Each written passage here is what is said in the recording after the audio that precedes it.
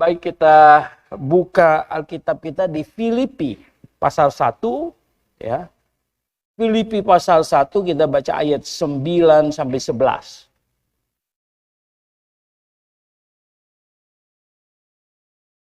Filipi pasal 1 ayat 9 sampai 11. Coba kita baca sama-sama.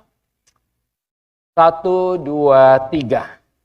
Dan inilah doaku, semoga kasihmu makin melimpah dalam pengetahuan yang benar dan dalam segala macam pengertian, sehingga kamu dapat memilih apa yang baik, supaya kamu suci dan tak bercacat menjelang hari Kristus, penuh dengan buah kebenaran yang dikerjakan oleh Yesus Kristus untuk memuliakan dan memuji Allah. Kita berdoa.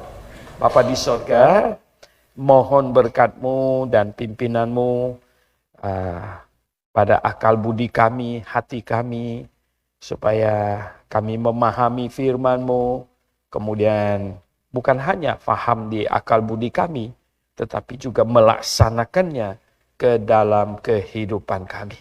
Puji nama-Mu Bapa Surgawi, pimpin kami sekali lagi dalam nama Tuhan Yesus Kristus. Amin. Ya, ini doa Rasul Paulus untuk jemaat Filipi. Ya. Doa Rasul Paulus untuk jemaat Filipi. Inilah doaku, kata Paulus. Inilah doaku untuk jemaat di Filipi. Ya. Yang pertama adalah semoga kasih-Mu makin melimpah dalam pengetahuan yang benar dan dalam segala macam pengertian. Jadi biarlah kasih orang Filipi makin melimpah dalam pengetahuan yang benar dan dalam segala macam pengertian.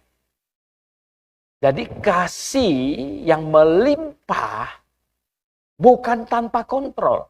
Ya. Kasih yang melimpah. Apa beda kasih orang Kristen dengan kasih orang agama lain, kasih orang dunia? Apa bedanya? Kasih orang Kristen adalah kasih yang melimpah dalam pengetahuan yang benar. Ya, dalam pengetahuan yang benar. Jadi yang dipagari dengan pemahaman doktrin yang benar. Sebenarnya itu maksudnya. Ya. Jadi kasih yang memiliki frameworknya, memiliki dasar kerja kasih itu, yaitu doktrin yang benar gitu. Kasih yang melimpah dari hati orang Kristen yang sudah diselamatkan. Kasih dari hati orang Kristen yang sudah mengenal kebenaran, sudah mengenal Yesus Kristus. Itu beda. Itu beda. Bedanya di mana lagi? Bedanya kalau mungkin ya kita berpikir kita mengasihi, ya toh. Kadang-kadang ya itu kita mengasihi harus tahu batasnya di mana, ya. Batasnya di mana? Kasih batasnya di mana gitu ya? Kasih antara laki dan perempuan belum menikah punya itu ada batas-batasnya ya. Jangan saya mengasihi lalu boleh sembarangan peluk-pelukan begitu. No ya. Ini kasih yang benar, kasih yang melimpah dalam pengetahuan yang benar gitu. Dalam pengetahuan yang benar ya. Jadi ada disertai dengan pengetahuan yang benar. Jadi bukan sembarangan kasih.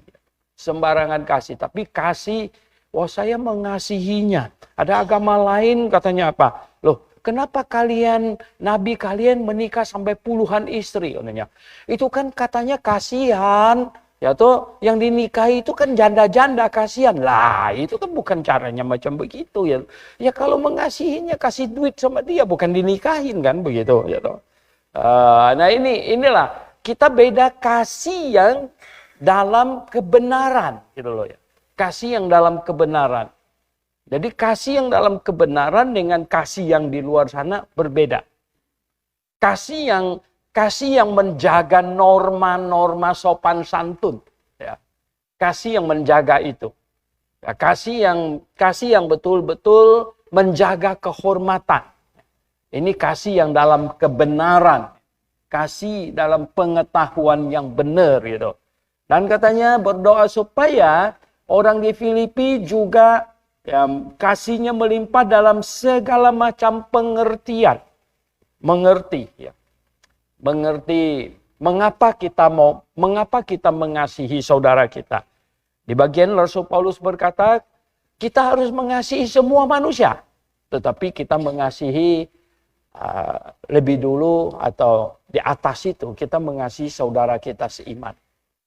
Ya, kita mengasihi saudara kita seiman. Itu lebih ya kita tidak bisa dipungkiri bahwa kasih itu berjenjang. Ya loh. Kasih itu berjenjang. Ya jelas saya lebih mengasihi Simu daripada perempuan lain. Kalau sama Simu marah. Karena kasih itu berjenjang, ya loh. Nah, jelas ya saya mengasihi Stephen Andrew lebih dari pemuda yang lain. Nah, itu sudah tidak usah diomong gitu. Dan saya lebih mengasihi ya enggak mahasiswa Grafe daripada pemuda yang lain. Nah, ini kan berjenjang-jenjang begitu ya. Itu tidak bisa dipungkiri pula. Enggak bisa, Pak Soeharto harus mengasihi mahasiswa Grafe dengan mahasiswa iman, mahasiswa STT lain sama. Enggak bisa, saya bilang. Enggak bisa begitu. Nah, ini kasih itu berjenjang. Ya, pasti begitu. Ya, saya lebih mengasihi jemaat saya daripada orang Kristen yang lain, gitu. Tapi saya lebih mengasihi orang Kristen daripada yang umat agama lain. Ya, mereka juga enggak boleh protes, gitu. Tapi tidak berarti lalu saya tidak mengasihi mereka. Bahkan Tuhan bilang apa? Kasihilah musuhmu, gitu. Kasihilah musuhmu, kasihilah semua manusia. Kasihilah orang lain seperti dirimu sendiri. Ada standarnya gitu ya.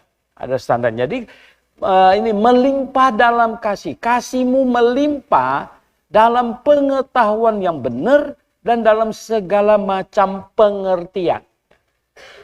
Orang Kristen itu orang yang berpengertian. Berpengertian. Jadi orang yang beriman secara akal budi. Ini sangat penting. Sangat penting. Ada kelompok Kristen yang mendowngrade, ya, menurunkan grade kekristenan dengan jangan pikir, ya, toh pokoknya hantam saja, gitu ya. Segenap perasaan, tidak segenap akal budi. Ini bahaya, ya. Ini bahaya. Ini tanpa pengertian. Tanpa pengertian. Jadi kita harus melimpah dalam kasih yang penuh pengertian. Penuh pengertian. Nah, kalau ada orang bilang, oh saya mengasihimu.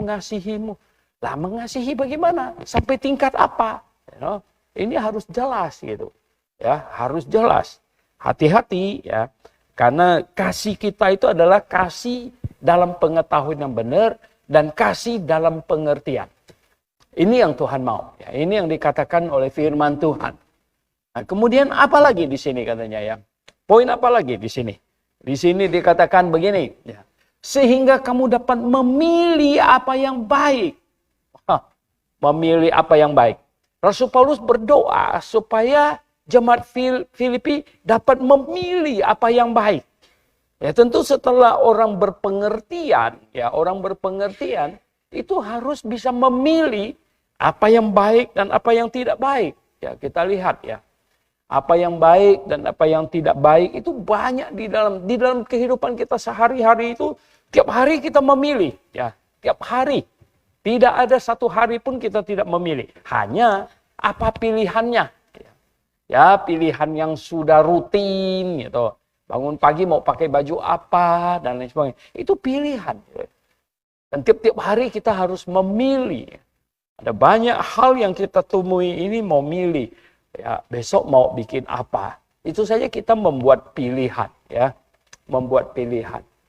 Dan tiap-tiap hari kita dapat memilih apa yang baik. Keputusan-keputusan kita memilih mau melakukan ini, mau melakukan itu. Nah, ini pilihan yang baik sebenarnya. Inilah menunjukkan orang dewasa dan berhikmat atau tidak. Orang yang tak berhikmat, pilih-pilih salah. Ya, waduh, ya, salah pilih lagi. Ya, yang saya kasih dalam Tuhan, ya, 30-an tahun saya menggembalakan jemaat itu sudah ketemu banyak orang yang salah pilih suami, salah pilih istri. Ya, oh banyak saudara, ya, banyak sekali ya. Wah mengerikan. Ya, kadang-kadang kita bilang, aduh kasihan dia ya, itu kasihan dia. Lebih baik tidak menikah daripada menikah susah kayak begitu. Ya, tapi itu pilihan. Kembali lagi itu adalah pilihan gitu loh. Ya, pilihannya bagaimana? Ya, dia pilih begitu. Mau apa lagi gitu kan? Nah, ini kan pilihan tiap-tiap orang. Ya, pilihan. Ya, makanya hidup ini pilihan ya. Kadang-kadang orang salah pilih. Wah. Ada pilihan yang efeknya kecil-kecilan. Tapi ada pilihan yang efeknya seumur hidup loh. Ya, jangan main-main. Makanya sebelum memilih, berdoa. Ya. Apalagi kalau pilihan yang sangat besar efeknya. Gitu. Mau pilih apa? Pilih sekolah. Ya, pilih sekolah. Aduh, ya pilih sekolah. Saya sudah banyak mendengar orang sekolah masuk ini, baru setahun pindah lagi. Kenapa dulunya begitu? Ya, salah pilih. Ya, ada yang sudah tamat malah merasa salah pilih katanya. Bayangkan, ya toh. Itu sih nggak apa-apa. Paling habis duit, habis umur dikit gitu ya nggak? Habis umur. Ya, sudah sekolah itu 3 tahun, salah pilih, ulang lagi dari start awal. Buang waktu 3 tahun, buang uang berapa banyak. Nah, hati-hati ya toh. Salah kawin. Nggak bisa ulang gitu ya. Gimana ini ya nggak? Waduh, ini kacau ini ya. Gimana ini? Salah pilih gereja. Wah, bisa fatal saudara, bisa fatal. Salah pilih agama bisa ke neraka. Salah pilih gereja bisa ke neraka. Nah, itu efeknya bisa panjang lebar dan lama itu sampai kekekalan gitu loh. Jangan main-main saudara. Nah ini dia. Jadi pilihlah katanya ya. Sehingga kamu dapat memilih apa yang baik. Saudara yang saya kasih dalam Tuhan. Ada Anda banyak berdoa, memilih. Memilih sesuatu. Berdoa. Bisa-bisa Tuhan tolonglah. Tuhan tolonglah. Ya. Saya ini ya dalam tahun ini mau membuat pilihan. Ya, waduh. Ya enggak. Ini laki-laki kadang-kadang lihat cewek mau pilih yang mana? Nggak pakai doa, sungguh-sungguh main tembak sana, tembak sini, tembak sana, tembak sini. Gimana kayak tembak burung saja nggak boleh begitu ya tuh. Apalagi tembak orang ya. Aduh ya saya sampai ke RBC di sana dengar banyak cerita kan. Si Anu tembak itu ya tuh segala macam. Saya bilang ini kok tembak-tembakan semuanya di sini ini. Kacau ini. Saudara yang saya kasih dalam Tuhan. Didoakan dulu. Didoakan. Ini Paulus bilang jemaat Filipi apa katanya? Didoakan. Ya, Paulus berdoa untuk mereka. Supaya mereka bisa memilih dengan baik. Memilih dengan benar. Gitu ya. Memilih dengan benar. Ini juga ya. Nah, saudara yang saya kasih dalam Tuhan. Memang ya. Kalau orang mau serampangan ya. Hidup ini kan ada orang yang hidupnya penuh waspada dan hidupnya serampangan ya pokoknya dia seruduk saja, nanti sudah menyesal baru katanya oke. Kalau untuk hal-hal yang masih bisa diulangi, start awal bisa, tapi saya kasih tahu kamu ya loh, itu banyak hal dalam hidup kita itu tidak bisa start dari awal loh. Tidak bisa start awal, ya. Ini perlu ini ya. Perlu apa? Berdoa sehingga kamu dapat memilih apa yang baik. Memilih apa yang baik, masih berdoa. Kadang-kadang orang tua juga berdoa untuk anak-anak, ya Tuhan tolonglah dia, Tuhan ya, supaya jangan salah pilih apa-apa. Terus apalagi katanya sini? Supaya kamu suci, supaya kamu suci. Paulus berdoa untuk jemaat di Filipi supaya mereka hidup suci. Supaya mereka suci. Oh saudara yang saya kasih dalam Tuhan ya. Sebagai gembala, saya kasih tahu Anda. Kita itu sudah berkhotbah sedemikian rupa dari atas mimbar ini. Sudah mengajar sedemikian rupa. Dengan harapan apa tahu? Dengan harapan jemaat menyerap pengajaran. Masuk ke dalam hati. Kemudian apa? Seperti pohon kemudian berbuahkan sesuatu yang manis. Yang bagus. Begitu loh. Ya. Kita harap apa? Wow. Jemaat penuh kesaksian. Penuh kesaksian. Saya mendengar banyak kesaksian dari jemaat yang bagus-bagus. Bagus-bagus. Ya. Pak Yusuf sama Bu Yuli sudah meninggal dua-duanya. Kalau sudah meninggal dua-duanya, saya berani cerita dan sebut nama mereka. Sebut nama mereka karena mereka sudah di sorga sekarang. Bu Yuli kasih tahu saya, Pak Suhento, Pak Yusuf itu orangnya tuh kasar, galak, ya. Beringas malah. Saya malah sudah kasih tahu anak-anak. Kalian maklum ya kalau mama nanti cerai sama bapak kalian. Anak-anaknya bilang, iya kami tahu, kami tahu. Tapi setelah ketemu Grafe lewat radio. Ketemu kebenaran. Through the Bible. Hidupnya katanya istrinya yang berkata begitu loh. Kalau orang lain mungkin lihat di luar. Tapi istrinya yang berkata apa? Dia berubah loh Pak Suhento. Berubah total. Berubah 180 derajat. Senang mendengar begitu, betul nggak? Senang mendengar. Apalagi yang diharapkan dari penyampai firman. Yang lebih dari itu bahwa firman Tuhan yang kita sampaikan ternyata jatuh di tanah yang subur dan menghasilkan hidup yang berubah. Ya, tidak ada yang lebih bahagia dari itu. Sebaliknya, ampun deh, sedihnya bukan main. Gitu. Sedihnya bukan main-main. Kalau dengar apa?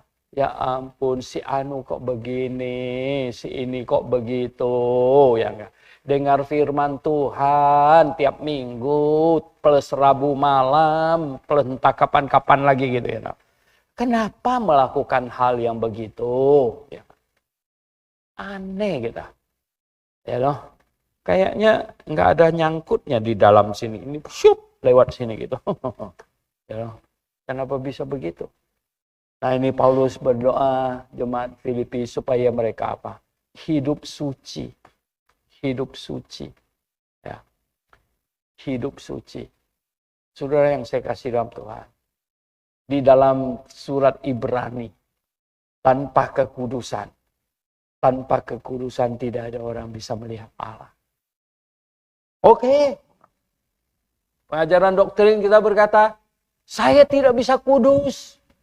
Saya kudus di dalam Yesus Kristus. Tetapi, adakah engkau berhutang kepada Tuhan Yesus yang memberikan kekudusan itu? Lalu kamu boleh bertindak serampangan. Tanpa sedikit pun merasa bersalah. Melakukan kesalahan-kesalahan yang mencemarkan namanya. Tingkah laku yang membuat orang menilai bahwa, walah, kenapa jadi orang Kristen macam begitu? Saudara yang saya kasih dalam Tuhan Yesus. Ya, baru tadi siang saya ngomong sama Stephen dan Andrew. Saya bilang, Papa sangat khawatir. Sangat khawatir. Sangat khawatir apa nama? Sangat khawatir pada jemaat Grafe second generation. Yang generasi kedua.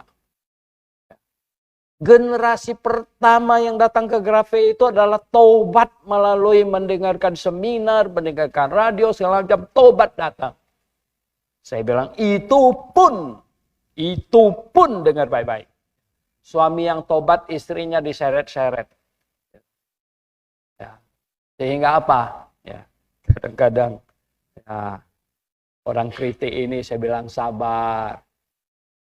Yang kenal kebenaran tuh suaminya, istrinya kita kasih maklum. Ya. Ada yang istrinya kenal kebenaran, suaminya diseret-seret ke sini. Belum lagi anak, ya, anak yang dibawa ke sini. Ya, dia belum lahir baru. Kita harapkan firman Tuhan disampaikan. Satu hari benar-benar maju ke depan di sini, ya. Betul-betul maju ke depan di sini, ya, bukan karena ikut-ikutan punya.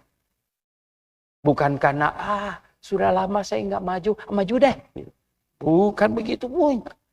Saudara yang saya kasih, tapi benar-benar bertobat. Oh saudara yang saya kasih dalam Tuhan. Kalau gereja kita saja yang mengharuskan orang maju ke depan ini membuat pengakuan iman. Masih ada yang kelihatannya belum lahir baru tuh ngawur tuh. Ya. Saya tak dapat bayangkan gereja yang lain. Saudara. Yang dibaptis sejak bayi. Ya enggak? Atau yang ya, nggak tahu apa sebab penyebab segala macam kemudian jadi anggota jemaat. Tidak membuat pengakuan iman di depan. Lebih-lebih lagi orang Kristen yang kayak begitu. Saudara yang saya kasih dalam Tuhan Yesus Kristus. Padahal kita sudah cukup hati-hati. Gereja kita itu sudah cukup hati-hati. Gereja kita itu betul-betul menekankan orang lahir baru. Sampai kita mengharuskan orang maju ke depan di sini membuat pengakuan iman. Ya kalau dia membuat pengakuan iman dan tidak lahir baru, mau siapa lagi yang bisa apa-apain dia? Ya, begitulah, saudara yang saya kasih dalam Tuhan. Supaya kamu suci, kudus, dan tak bercacat menjelang hari Tuhan. Aduh, hidup yang tak bercacat. Tak bercacat. Saudara yang saya kasih dalam Tuhan Yesus. Coba, hidup yang tak bercacat. Hidup yang tak bercacat. Jadi mahasiswa. Sekian tahun. Tidak bikin kesalahan. Tidak bikin kesalahan. Saudara yang saya kasih dalam Tuhan. Tidak gampang. Tidak gampang. Ya. Nah, itu perlu orang lain yang memberi kesaksian. Orang lain memberi kesaksian. Betul. Luar biasa. Saya seringkali khotbah di chapel ngomong apa tau gak? Saya bilang, kalian ini ketemu sekitar 7 generasi. Pada waktu kau masuk, ada 3 lifting di atas kamu. 3 kakak tingkat. Kamu ketemu. Pada waktu kamu di tahun terakhir, ada 3 generasi di bawah kamu. Sampai yang kamu baru masuk. Tiap-tiap orang mengukir sejarahnya. Kamu mau tinggalkan hal yang positif atau negatif. Jemaat juga. Ya. Saya ingat, mungkin saya pernah ceritakan, tapi jemaat banyak belum tahu. Waktu saya sama Simo pergi ke Manado mau seminar, saya sama Simo dijemput sama Pak Enggahan. Salam, masuk ke dalam mobil. Waktu mobil jalan dari airport menuju ke hotel, saya duduk di belakang sama Simo, saya berbisik. Saya bilang, yang nyetir ini kayaknya kenal sekali nih yang nyetir. Yang nyetir kayaknya kenal sekali gitu. Simo kasih ke telinga saya. Yang nendang kaca depan, pecahkan kaca depan itu. Oh, langsung tahu. Kenapa tau nggak? Ada tanda sejarahnya. Ada tanda sejarahnya apa? Yang nendang kaca depan itu tau nggak? Turun ke tangga itu pecah, ya. Langsung dikeluarkan. Mau kelahi, waktu itu mau kelahi, mahasiswa kelahi. Ya. Dia ngamuk-ngamuk mau kelahi, dia tendang kaca itu. Kita sudah lama nggak ketemu dia, tiba-tiba. Jadi saya berasa kayak kenal ini orang. Ingat lupa. Jadi saya bilang, kayaknya kenal. Siapa ini orang? Cuma yang tendang kaca, bikin pecah kaca depan itu. Oh, langsung ingat, saudara. Kamu mau diingat apa? Kamu mau diingat apa? Mau diingat apa? Yang apa? Ya kan? Bahkan jemaat itu kebiasaan. Ada baiknya juga. Ada baiknya juga. Misalnya gini, Bu Linda pasti duduk di situ. Misalnya gitu ya. Dia jarang duduk di sini gitu ya toh. Yerli biasanya duduk di situ gitu ya toh. Begitu ya. Diaken Jaya di situ. Pak Timotius tuh kayak kursi itu udah dibeli sama dia di situ dong. Begitu. Ya kan? Jadi siapa duduk di mana, siapa duduk di mana itu jemaat itu sudah begitu gitu. Jadi saya bilang ada baiknya. Jadi sehingga orang datang tidak datang tuh kita gampang lihat. Oh, kalau saya lihat di situ kosong, Bu Linda tidak ada. Gitu. Ya gitu ya. Begitu. Jadi memang gampang itu ingat ya. Tapi baiklah, puji Tuhan. Kalau orang mengingat kita hal yang positif, bagus nggak? Atau enggak, Bu mau bikin nakal aja. Hebat sekali kamu ya. Kamu mau nakal aja ya. Mau supaya orang ingat kamu apa? Ya. Di gereja kami ada satu anak loh, dia paling nakal. Oh itu cakep gitu kedengarannya. Oh hebat juga kamu. Nah di sini bilang apa? Penuh dengan buah kebenaran. Waduh, tak bercacat. Penuh dengan buah kebenaran. Bayangkan. Jemaat Filipi didoakan oleh Paulus supaya penuh dengan buah kebenaran. Ya. Yang dikerjakan oleh Yesus Kristus untuk memuliakan dan memuji Allah. Oh, betapa indahnya. Saudara yang saya kasih dalam Tuhan. Apa yang kamu mau dikenang? Apa yang mau dikenang?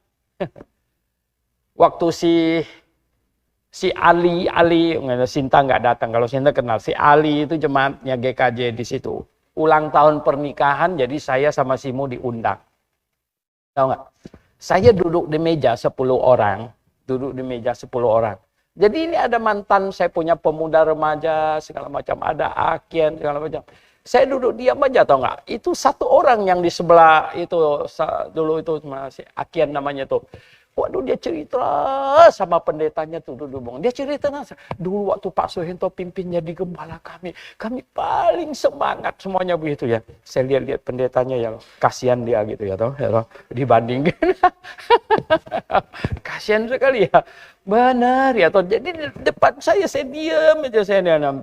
Si Akian itu yang cerita, dulu kami, aduh, dia bilang, enggak ada lagi yang lebih semangat, segala macam dia cerita. Sampai pendetanya, aduh, saya dalam hati, ini saya sekarang duduk di depan dia, saya dibanding-bandingkan ini pendeta lamanya, ini pendeta barunya gitu ya. Bisa stres dia yang di depan saya itu gitu. Saudara yang saya kasih dalam, itulah hidup itu begitu, saudara. Ya, saya kasih tahu Anda bahwa begini, dunia ini panggung sandiwara, betul nggak? Oh ya, kau lahir, saya kasih tahu. Sekali kau lahir, gitu keluar, kau mirip dengan main sandiwara, senang atau tidak senang, ditendang keluar, gitu ya. Kau lari keluar panggung begini, kau bikin apa saja sudah ditonton orang, betul nggak? Dunia ini panggung sandiwara. Lalu sekarang kau bikin apa, gitu loh. Kau mau memerankan apa dalam hidup ini? Gitu kan? Biasanya tau nggak kalau main drama, itu tau nggak apa? Orang mau peran tuh yang bagus-bagus. Kau jadi Yusuf, oke. Kau jadi Maria, oke. Gitu. Kau jadi apa lagi? Jadi gembala, oke. Sisa-sisa yang kurang bagus itu apa? Kau jadi penjahat. Waduh, jadi penjahat. Betul nggak? Pernah waktu saya muda itu kita harap-harap ya nggak, kalau ada pembina guru sekolah minggu kita ditunjuk apa? Oke, kau jadi ya. Kau jadi ini, oke, jadi gembala masih oke lah, jadi gembala, gitu. Jadi orang majus lebih seru, gitu. Jadi orang majus. Sekarang apa katanya? Sudah nggak ada peran yang lain-lain lagi, tau nggak? Kau jadi penjahatnya. Jadi prajurit yang salibkan Kristus. Nah itu sandiwara oke lah ya. Dalam hidup ini kau mau jadi apa? Dalam hidup ini kau mau jadi apa? Ya. Mau jadi apa? Oke, pilihan. Kita berdoa. Pilihan. Mari, tolong renungkan. Tolong renungkan. Seperti Paulus berdoa untuk jemaat di Filipi. Saya juga berdoa untuk Anda semua. Kami gembala semua diaken, kami curhat. Berdoa untuk jemaat. Untuk Anda. Ya. Supaya kamu bagus gitu loh. Tingkah laku kamu bagus. Ya. Memuliakan Tuhan. Membuat harum namanya. Mau apa lagi gitu.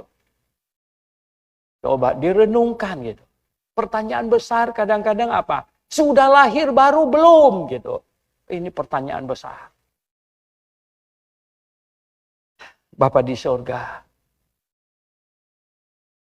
Kami membaca dan merenungkan doa Rasul Paulus untuk jemaat Filipi.